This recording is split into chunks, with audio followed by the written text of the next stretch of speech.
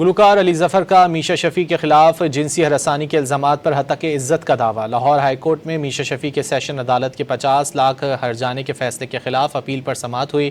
عدالت نے میشا شفیع کو 50 لاکھ ہرجانے کا فیصلہ مشروط طور پر معطل کر دیا۔